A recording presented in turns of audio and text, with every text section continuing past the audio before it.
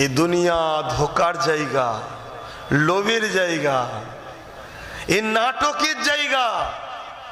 এখানে অনেক কিছু থাকবে, কিন্তু এখানেই তোমাকে আবার জিন্দেগি তৈরি করতে হবে।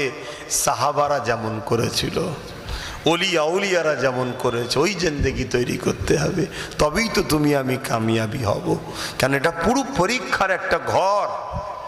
কাউকে 30 বছর, কাউকে 40, কাউকে 50, কাউকে 60।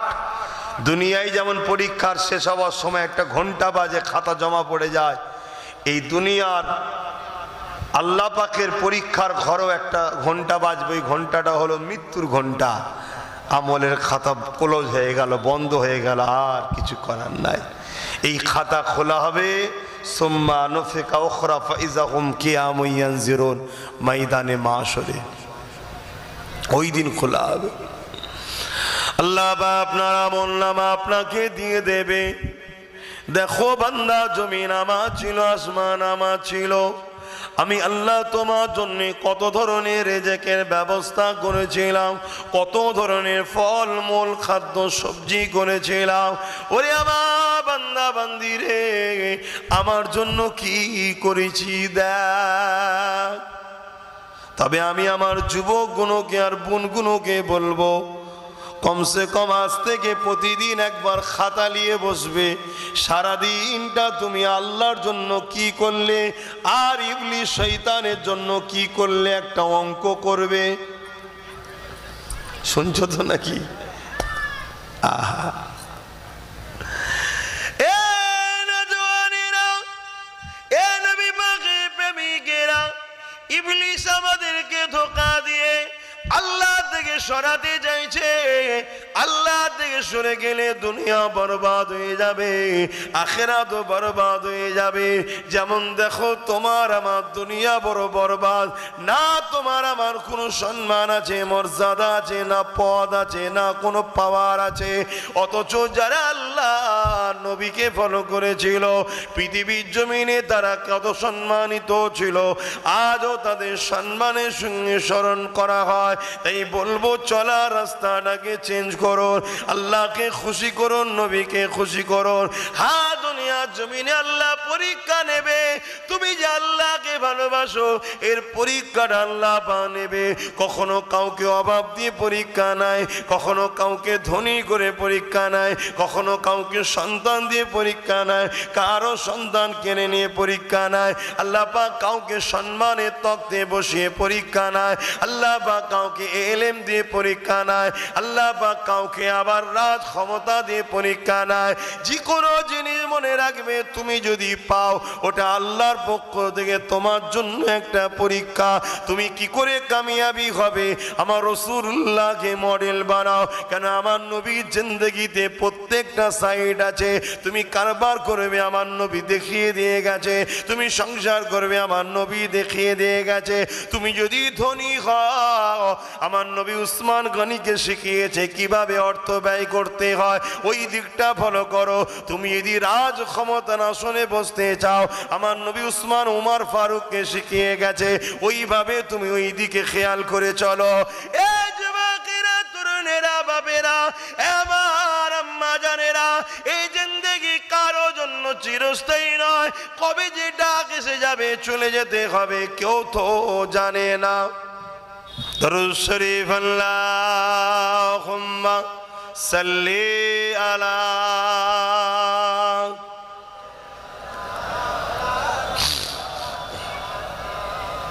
আব্বা, আমি গুণকে আর ডাকবো নি, দেখছেন না? আমি গুণকে আর ডাকবো না। আমাদের যেন ঠিকা লেগে গেছে। হুজুরদের বড় মৌলী সাহেবগুলো যেন আমরা পেরেশানে পড়ে গেছি। কোনো জনের যে সম্মান মৌলী সাহেব, ইমাম সাহেবদের নেই যেন। যা খুশি মনে করছো তোমরা, না? হ্যাঁ, শোনো, মানার হয় মানো, না মানার হয় তুমি বুঝবে খনি। আজও তোমাদের জন্য হাজারো এমনও আল্লাহ লোক আছে, ইমাম আছে, মৌলানা আছে, তাহাজ্জুদ পড়ে তোমাদের জন্য কাঁদে যে আল্লাহদেরকে বাঁচাও। তাই এখনো তোমরা শান্তিতে আছো না? 24 ঘন্টা একদিন খাতা নিয়ে বসো, তুমি দেখো দেখিন তোমার মালিকের জন্য কি করেছো, শয়তানের জন্য কি করেছো। দেখবে মালিকের দিকে তোমার জিরো, কিছুই করোনি। আরে হাজারো নয় লাখো যুবক আছে 24 ঘন্টা একবারও সেজদা দেয় না আল্লাহকে, অথচ বল আমিও মুসলমান। আছেন না নাই? আল্লাহ তারপরেও খাওয়াই না খাওয়াই না। মনে রেখে দিও, তোমার জন্য কেউ কাঁদছে, তোমার জন্য কেউ দোয়া করছে, তার মাধ্যমে আল্লাহ তোমায় মিলাচ্ছে। অত সহজ নয়। আর সে তোমায় ভালোবাসে কেন? কেন তারাও আলেম ওলামারা সব থেকে বেশি ভালোবাসে আমেনার লালকে। আমেনার লাল তোমাদেরকে ভালোবাসে, তাই জোরে বলুন সুবহানাল্লাহ। নিজের বিবেককে প্রশ্ন করো। আমরা দুশ্মনের পিছনে ছুটলাম, আপনকে ভুলে গেলাম। তোমার আমার আপন কে? তোমার আমার আপন তো আল্লাহ ও রসুল। আচ্ছা কি আপন আছে? বলো, কে আপন আছে? বলো, কেউ আপন আছে? কেউ আপন নেই। যদি আমার নবী সিস্টেম না শিখিয়ে দিয়ে তো, এই মায়েরা ছেলেদের উপর জুলুম করলে আল্লাহ ধরবে, শোনো 1500 বছর আগে মাই ছেলেকে গলা টিপে মেরে দিত। আমার নবী শিখিয়েছে বলে আজ সেই আদর্শে মায়েরা বাচ্চাদেরকে ভালোবাসে। কিন্তু সমাজের মিডিয়া আজকের দিনও পাওয়া যায় না, যায় না? বলুন, কুকুরের মুখে বাচ্চা, পুকুরের ডুবাই বাচ্চা, পলিথিনে জড়ানো বিভিন্ন ডাস্টবিনে বাচ্চা পাওয়া যায় না, যায় না? ও বাচ্চা কি অটোমেটিক হয়েছে? কোনো না কোনো মেয়ের পেটে তো হয়েছে, সে তো মা, ফেলে দিয়ে গেছে কেন? তার মধ্যে নবীর প্রেম নেই। তাই যার মধ্যে নবীর প্রেম আছে সে দেখো তার বাচ্চাকে বুকে করে লাগিয়ে রেখেছে। এটা মোহাম্মদ রসুলের অবদানে ভালোবাসা পাও, জোরে বলুন সুবহানাল্লাহ। তা সেই নবী ছেড়ে দিয়ে বসে আছো আমার যুবকরা, সেই নবী থেকে দূরে সরে গেছো। মুসলমান ঘরের ছেলে মেয়েরা, তরুণেরা, বাপেরা,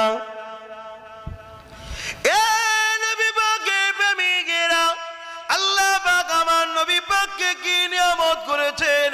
সারাটা জীবন যে নবী আমার তোমার আমার জন্য কেঁদেছে, সেই নবী পাকের জন্য কখনো কি তোমার আমার অন্তরে দয়া হয়? তোমার আমার অন্তরে কি মায়া হয়? তুমি আমি কি কখনো নবীর জন্য কেঁদেছি? কখনো রাত্রিরে নিরিবিলিতে একা হয়ে দরুদ পড়তে পড়তে সবুজ গম্বুজকে খেয়াল করে করে মনটা কি কখনো তোমার কান্না এসেছে? কখনো কি তোমার মনে হয়েছে আমি একবার মদিনা শরীফে যাব, আমার রাসূলুল্লাহর কদমের কাছে দাঁড়িয়ে বলবো, ইয়া রাসূলুল্লাহ, হাবিবাল্লাহ, আমি গুনাহগারের জন্য দোয়া করে আল্লাহ যেন আমাকে হিদায়াত দান করে। ইয়া রাসূলুল্লাহ, হাবিবাল্লাহ, আমি গুনাহগারকে আপনার গোলাম হিসাবে কবুল করে না। ইয়া রাসূলুল্লাহ, হাবিবাল্লাহ, আপনি আমার জন্য দোয়া করেন আমি যেন মুত্তাকি হতে পারি, আমি যেন 5 ওয়াক্ত নামাজি হতে পারি, আমি যেন মুমিন মুমিনা হতে পারি, আমি যেন আল্লাহ পাকের রাস্তায় চলতে পারি। ইয়া রাসূলুল্লাহ, হাবিবাল্লাহ, আপনি দোয়া করে, কেননা সবার দোয়া মিস হতে পারে। ইয়া রাসূলুল্লাহ, আপনার বলাটা মিস হবে না। আর আপনি রহমাতের নবী, দয়া নবী, শুনেছি ইতিহাস আপনার দরবার থেকে কেউ কোনোদিন ফিরে যায় না।